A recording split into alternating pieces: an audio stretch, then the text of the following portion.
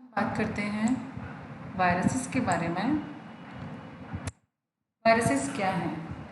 Viruses की खोज जो है या वायरसेस के बारे में सबसे पहले साइंटिस्ट इवानोव्स्की ने बताया था। इन्होंने क्या देखा था, तंबाकू में जो मोज़ेक डिजीज़ से इन्फेक्टेड प्लांट्स जो हैं उनका इन्होंने एक एक्सट्रैक्ट निकाला, इसको बैक्टीरियल फिल्टर से छाना, पर उस फिल्टर में इनको कोई भी माइक्रो ऑर्गेनिज्म नहीं दिखे। जब इन्होंने इस फिल्टर को या इस जूस को क्या किया, इन्होंने तंबाकू के स्वस्थ प्लांट्स पर रगड़ा तो मोज़ेक रोग के कैरेक्टर्स फिर से उत्पन्न हो गए। इसलिए इन्होंने निष्कर्ष निकाला कि इस फिल्ट्रेट में कोई ना कोई ऐसा पैथोजन उपस्थित था, लेकिन इवानोव्स्की उसका पता नहीं लगा सके। बाद में ब्रैंचेरिक ने उपयुक्त प्रयोगों के परिणामों की पुष्टि की और इस द्रव्य का नाम इन्होंने रखा था जीवित तरल संक्रामक। अनेक एक्सपेरिमेंट बाद में किए गए और एट लास्ट इसे वायरस नाम दिया गया। वायरस एक लैटिन वर्ड है जिसके अंदर वायरस का मतलब होता है पॉइजनस, लिक्विड, विषैला द्रव। अभी तक के स्टडी के आधार पर 3 प्रकार के वायरसेस जो हैं आइडेंटिफाई किए गए हैं: animal virus, plant virus and bacteriophage. Animals पर जो वायरस अटैक करते हैं एनिमल वायरस, प्लांट पर जो वायरस अटैक करते हैं प्लांट वायरस, और बैक्टीरियाज पर जो वायरस अटैक करते हैं उनको बैक्टीरियोफेज कहते हैं। अब हम वायरसेस के जनरल कैरेक्टर्स देखते हैं, फिर इनके बारे में डिटेल में अध्ययन करेंगे।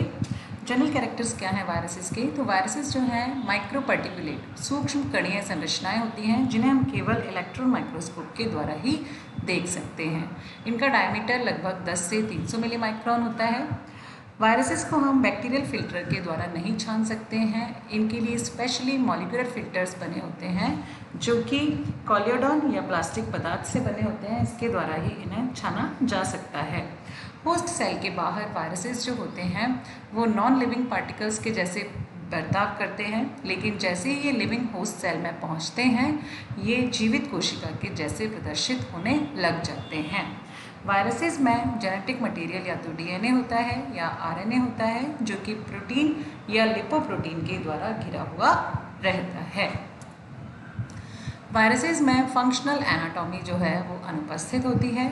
किसी भी वायरस को हम आर्टिफिशियल मीडियम में कल्चर नहीं कर सकते हैं, इसीलिए अभी तक कोई भी सैप्रोफाइटिक वायरस जो है वो ज्ञात नहीं है। वायरसेस में न तो ग्रोथ होती है ना ही बाइनरी फिशन होता है, लेकिन इनमें रेप्लिकेशन उपस्थित होता है। वायरसेस जो हैं हाईली इन्फेक्टिव होते हैं, ये होस्ट स्पेसिफिक होते हैं। वायरसेस टेम्परेचर और ह्यूमिडिटी के प्रति अपना रिस्पांस प्रदर्शित करते हैं। ये कीमोथेरेपी या थर्मोथेरेपी के द्वारा इन्हें इनएक्टिवेट किया जा सकता है, क्योंकि वायरसेस पर एसिड, बेस और साल्ट जो होते हैं इनका कोई इफेक्ट नहीं होता है। वायरसेस पर एंटीबायोटिक्स का भी कोई इफेक्ट नहीं होता है। क्यों इफेक्ट नहीं होता है एंटीबायोटिक्स का? क्योंकि एंटीबायोटिक्स क्या करती हैं, किसी भी ऑर्गेनिज्म के मेटाबॉलिज्म में एक विशिष्ट क्रिया को रोक देती हैं। क्योंकि वायरसेस में खुद का कोई भी मेटाबॉलिज्म नहीं होता है, ये होस्ट के मेटाबॉलिज्म को ही अपनाते हैं, इसीलिए वायरसेस पर एंटीबायोटिक्स का कोई इफेक्ट नहीं होता है।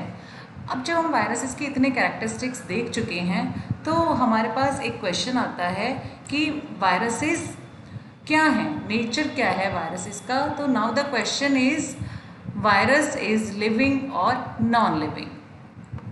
वायरस क्या है? लिविंग सेल है और नॉन लिविंग सेल है।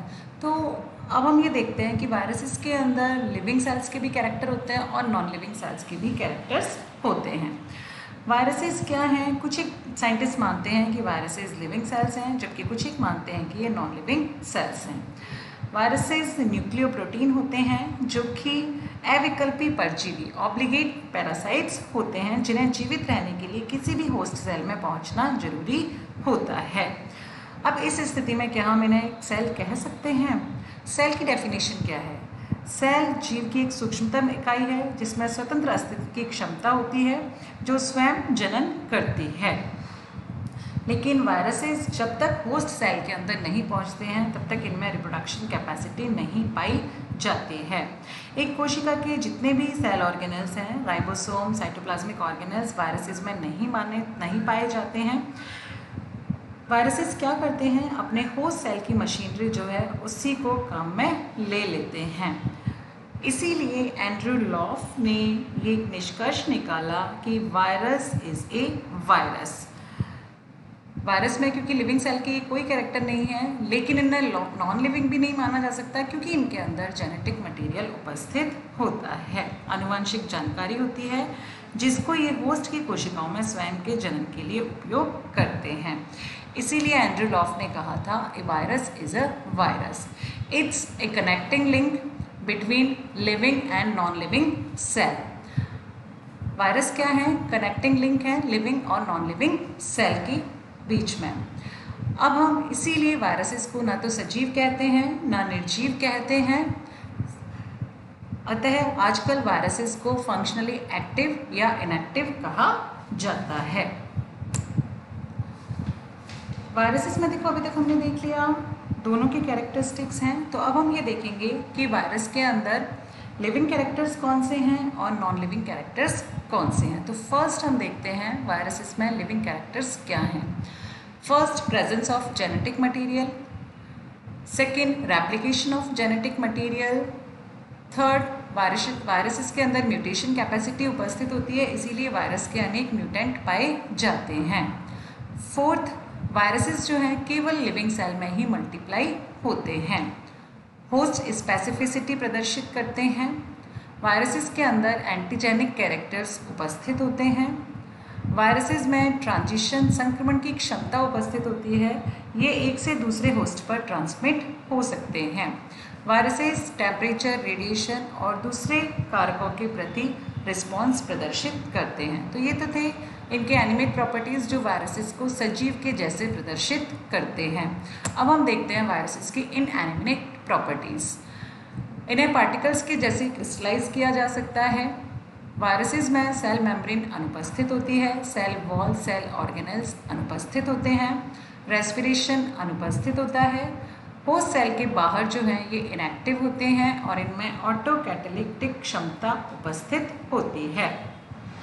फंक्शनल एनाटॉमी वायरसेस के अंदर अनुपस्थित होती है। तो अब हम इतने सारे कैरेक्टर्स देख चुके हैं लिविंग सेल के, नॉन लिविंग सेल के, तो इस आधार पर हम ये निष्कर्ष निकाल सकते हैं वायरसेस जब तक होस्ट सेल के बाहर होते हैं नॉन लिविंग सेल के जैसे बिहेव करते हैं, लेकिन जैसे ही होस्ट सेल के अंदर पहुंचते हैं होस्ट सेल की मशीनरी का उपयोग करके ये लिविंग सेल के जैसे कार्य करने लग जाते हैं। इसीलिए हम इनको ना तो लिविंग सेल मानते हैं ना नॉन लिविंग सेल मानते हैं, बल्कि कनेक्टिंग लिंक बिटवीन लिविंग और non living cell. That's why हम वायरसेस को अब फंक्शनली एक्टिव या फंक्शनली इनएक्टिव के नाम से जानते हैं। तो आज हमने जो देखा वो है वायरसेस के जनरल कैरेक्टरिस्टिक्स। नेक्स्ट वीडियो में हम वायरस की स्ट्रक्चर देखेंगे। अभी यहाँ तक किसी भी तरह की कोई प्रॉब्लम है तो आप कमेंट सेक्शन में लिख सकते हैं। Thank you.